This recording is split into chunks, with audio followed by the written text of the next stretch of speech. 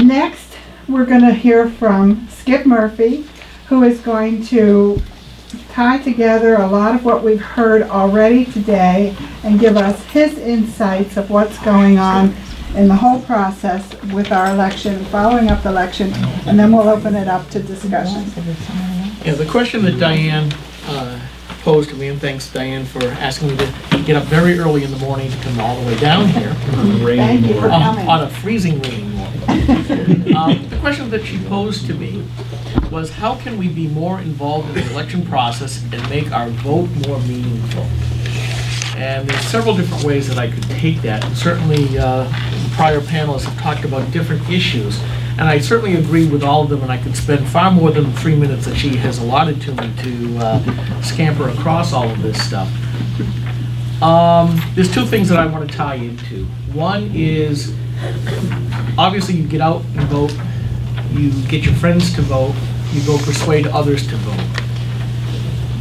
A lot of people have spent a lot of time on, and I don't know how familiar you folks are with this, but the Obama campaign put together probably one of the best data mining operations, big data as it's called in the IT world, that has ever been seen. When you can outdo Johnson & Johnson, you're doing something. And they spent 8 years putting together this database to the point where they knew what kinds of voters you were, and they could actually test phrases, send out emails, and they'd vary a couple of words in each phrase. They'd get results back. Who was going to click on what? When you're doing big data to that point, that you're testing words in a given sentence to see what's the best way to then send that out to millions of other people, you've taken the technology to a far greater level. And reports after reports were, when people who were coming in to vote, you had lots of poll watchers on the Democrat side checking off names, scampering over to a laptop or to a smartphone or to any kind of a device, instantly going back. And that's where all these vans that you were talking about earlier, those vans coming in, because they knew who hadn't come out. Of the people who had been reporting and conversing and communicating with this data machine, they knew where they were, they knew what precincts they were in, and it really came down to, where do we need to get the people out, and where are they sitting? And if you really look at it in the grand scheme nationally, Obama won by about 400,000 votes. But he had the right 400,000 votes. He knew exactly what polls, exactly what counties to get the people out, and he had tremendous numbers of volunteers to come out. I mean, that's really what it comes down to. And for all of the technology that, I've read several of the accounts, and most of us propeller heads or tech heads are going, if this is what they're actually telling the reporters, I bet you that's only 5% of what it can do. And it scares the living bejesus out of all of us. And we are years and years behind. You cannot, it's no longer the time where we have this running joke. Oh, the never-ending campaign here in New Hampshire, mostly because of the presidential wannabes that come strolling through here. Well, Romney's camp set up his data machine for that campaign. Obama's been doing this for 4 to 8 years.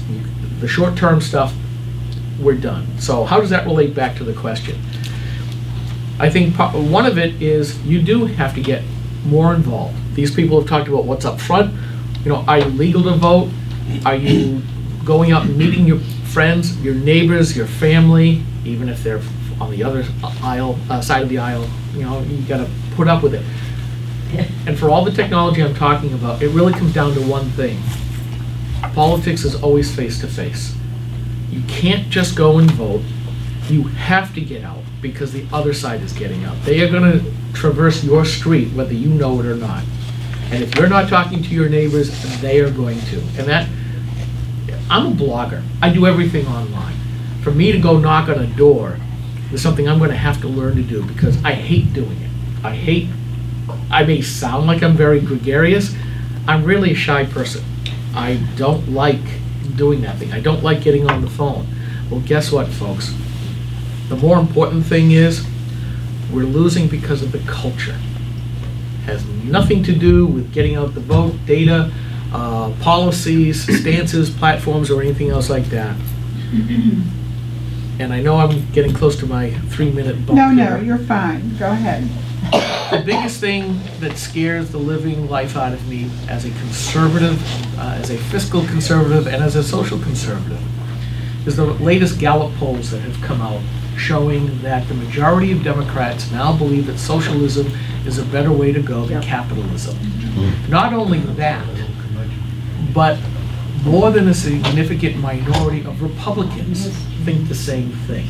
The majority of the millennials, I'm now old enough, thank you, to call them kids, the first-time voters through the mid-20s, the majority of those now think, regardless of the aisle, now think socialism is good. Not only that, but we're losing, as Republicans, I think, much has been said about the message. How do we get our message across? How do we compete with Santa? Because ours is a message of self-responsibility, self-governance, and self-responsibility. It's hard to get that across as to what the long-term benefits are when somebody says, we'll give you a check next week. We have seen the culture change from underneath us because conservatives have removed ourselves from the arts, from the media, from the pop culture. And it has shifted underneath us. You know, you hear about, well, there's not enough old white guys now to make a difference in the voting. Well, it's not so much, you know, you hear about diversity in America. Well, it's not so much diversity that's only skin deep, although that's what the left always talks about. They're creating their own monoculture. For as much as they talk about that they want different ethnic groups and this and that, and if you look at their identity politics, that's what they concentrate on. But what they never talk about, and really what is important, is that liberal monoculture, especially on the campuses. And that's where we have to go and say, all right, if that's where the political battles are going to be won, and mark my words, Andrew Breitbart got it right, politics is downstream from the culture.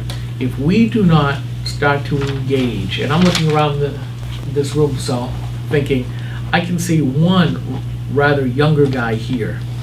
That would be Matt Murphy, sitting in the back, because he's a whole lot younger than us. And that's a problem. And yeah, we have the New Hampshire the young New Hampshire Republican group, but really, where are the young folks tied in? They're tied into the culture. And until we can start saying, what's our conservative principle, and how do we change the popular culture with that message, which long term, you know, like Margaret Thatcher said, sooner or later you're going to run out of other people's money. And in this current fiscal cliff, nobody's talking very much about who is going to pay that $16 trillion back. It's not us, folks. We may stop getting Social Security or Medicaid or what have you, but it's the millennials that are going to have to pay that back. And they don't get it. They're complaining about their student loans now. That's just an appetizer. So anyways, getting back to the vote, and then I'll wrap it up. How do you make your vote more meaningful? It's really expanding that group of people who believe in the same reasons why you vote. And that's really what it comes down to. We can talk about going after the bad votes, and Granite Rock, by the way, is running a program. I would really like you to go to your towns, get your pre-voting list, the pre-November 6th checklist, get the after one with the new registrations and send it to me at skip@graniterock.com. We're doing our own data mining project. This one is just a sub project of that. We want to go after some of these folks because we have heard the same thing that Jack said. We heard this all over the state. Even in the small towns where people have lived for their entire lives. Not the big towns, I'm talking about the little ones, Webster, Warner, for instance. Where are these people coming from? I've lived here all my life. I don't know these people. So we need to start looking at that. And then we're going to throw other databases like arrest records, like in the college towns. Okay, where does this person live? Did he vote? Did she vote?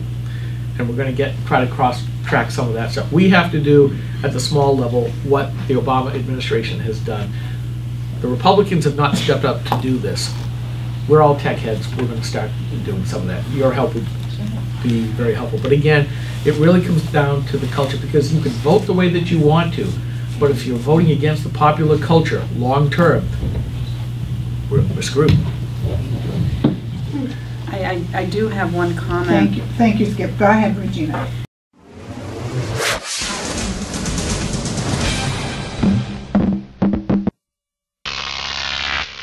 Crop TV.